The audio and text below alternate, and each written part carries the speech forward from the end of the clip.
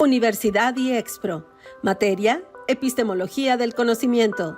Actividad número 1. Debate epistemológico. Docente, Maestro René de Jesús Muñoz Coutinho. Primer cuatrimestre. Grupo MDH4D-25. Victoria de Durango, Durango, a 28 de noviembre del 2025. Presenta alumna Lorena de la Barrera Rivas. La epistemología es la base silenciosa pero imprescindible sobre la cual se construyen todas las prácticas científicas. Soy Lorena de la Barrera Rivas y hoy, en Debate de Mente, hablaremos sobre la importancia de la epistemología en la construcción del conocimiento y de la ciencia. Para ello, he invitado a un gran profesional, el maestro y psicólogo Eric Rubén Torres Aldaña. Iniciamos con esta actividad. Bienvenidos.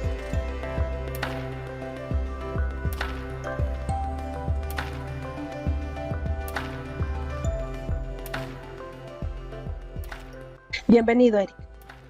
Muchas gracias, Lore. ¿Coincides en que sin un marco epistemológico claro, el conocimiento científico se vuelve arbitrario? Bueno, sí, diríamos que toda experiencia de la realidad, para que cobre un sentido específico, requiere de un marco interpretativo, ¿no? Entonces, tal como lo propone Maite cuando habla de estilos de pensamiento, decimos que a partir de cómo nosotros pensamos la realidad es que podemos darle un significado.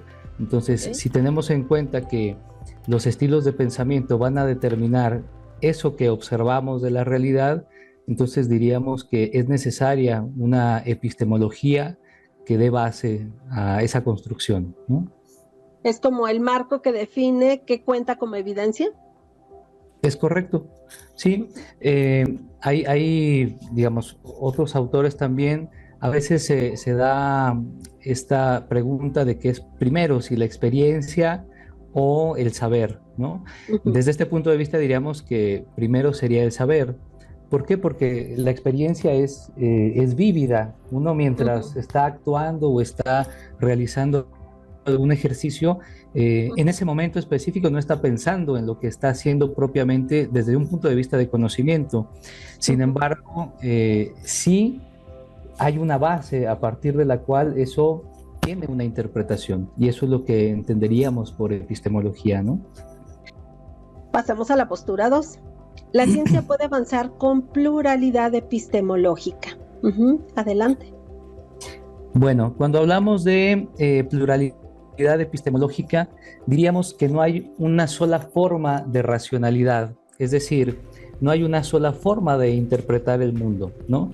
Si esto es así, en contrario al pensamiento de la racionalidad científica, es decir, que la ciencia tiene una forma única de interpretar la realidad, desde este punto de vista de la pluralidad diríamos que hay varias formas de interpretar esa realidad. Maite plantea tres básicas, ¿no? Uno es una forma empírica, una forma racional y una forma vivencial. La empírica tendría relación con la experiencia controlada, sistemática, que apunta a la medición y, ¿por qué no, a la generalización? Mientras que, bueno, la perspectiva racional tendría como método la deducción, ¿no? Es decir, un modelo lógico de pensamiento a partir del cual podríamos decir lo que sucede, y finalmente el vivencial, también basado en la experiencia, que se fundamentaría, según Maite, en la intuición, ¿no? Es decir, la comprensión de lo que estamos viviendo, pero desde la experiencia. Y bueno, quizás, perdón, acá valdría la pena decir que esa experiencia tiene como base un contexto histórico y cultural definidos, ¿verdad? ¿Por qué? Porque el marco cultural va a ser condición de posibilidad para que lo que se está viviendo en un momento determinado tenga sentido también, ¿no? Y ahí es donde la ciencia no es homogénea. Se convive con paradigmas, con enfoques, con métodos diversos. Claro, digamos, la racionalidad científica, al tratar de llegar a un nivel de abstracción ahistórico, lo que propone es una explicación única independientemente del contexto, ¿no? Hasta cierto punto. Entonces, cuando pensamos desde la pluralidad, a lo que apuntamos justamente es que incluso cada objeto de estudio tendría su propia metodología ideal para poder aproximarnos a él, ¿no? Es decir, no se puede estudiar cualquier fenómeno de la realidad de la misma manera, sino que cada fenómeno implicaría necesariamente una manera de acercarse distinta, de tal suerte que el método que se va construyendo sea idóneo para poder decir algo de ese fenómeno, ¿no? Y la historia nos va mostrando cómo la ciencia avanza incluso cuando no existe un consenso epistemológico estricto. Por ejemplo, la teoría de Newton o contra Einstein, ¿no? Lo cuantitativo y lo cualitativo. Vemos que la diversidad epistemológica pues se enriquece, nunca va a ser un elemento limitante del conocimiento. Sí, digamos, quizás para hacer el contrapunto a esta postura, habría quien pudiera pensar que la pluralidad también tiene un riesgo, ¿no?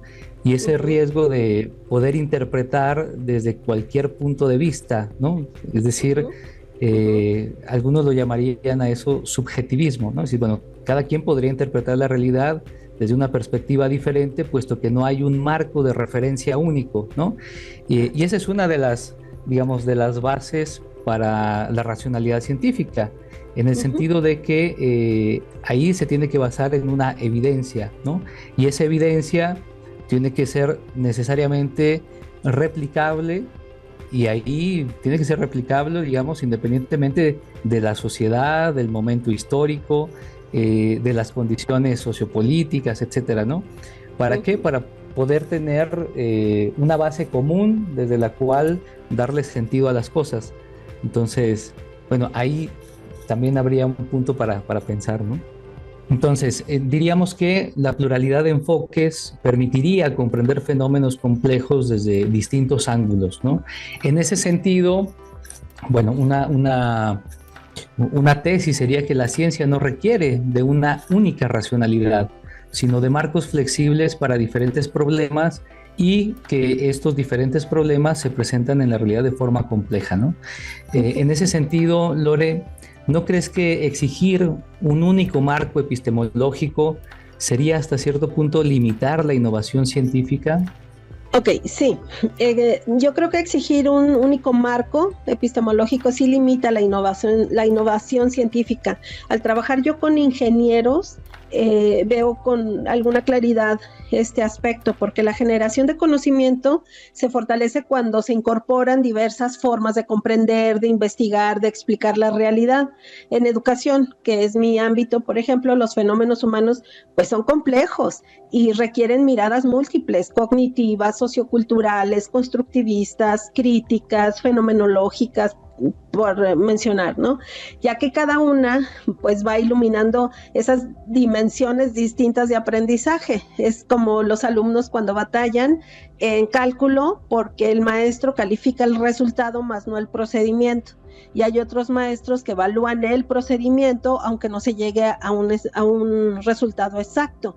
Así que me parece que cuando se impone una sola perspectiva se corre el riesgo pues de simplificar los procesos educativos y se invisibiliza variables que pueden ser relevantes y reproducir sesgos institucionales. Así se educa aquí, ¿no? Y usted lo tiene que aprender de tal forma.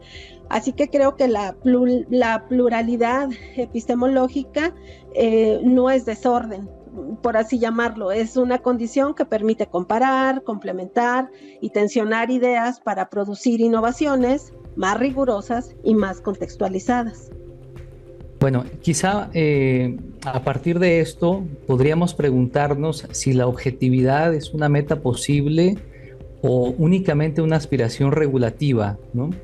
Y en ese sentido, sobre todo decías, Lore, quienes trabajamos con seres humanos, pero no solo eso, podemos pensar que la objetividad resulta una imposibilidad.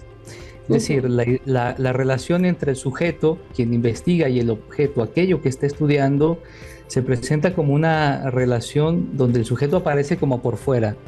Sin embargo, en el caso de las ciencias sociales o incluso la educación, donde los fenómenos que estudiamos tienen que ver con nosotros, nosotras mismos, estamos implicados en el fenómeno de estudio, ¿no?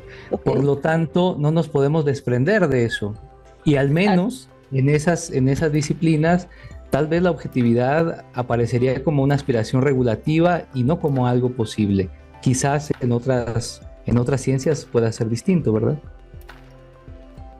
Yo pondría sobre la mesa la pregunta de si puede haber ciencia sin reflexión epistemológica explícita, porque en términos generales, pues la ciencia puede operar sin una reflexión explícita desde la epistemología, pero no puede existir plenamente como una práctica rigurosa sin algún tipo de supuesto implícito.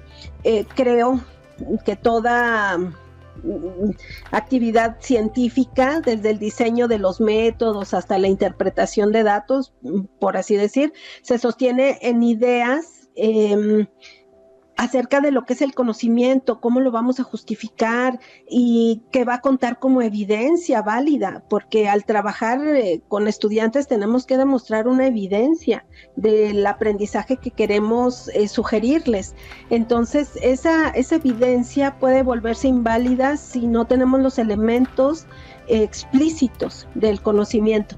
Aunque los científicos no siempre las declaran formalmente, pues hay bases en donde se van orientando esas decisiones hacia la evidencia, ¿no?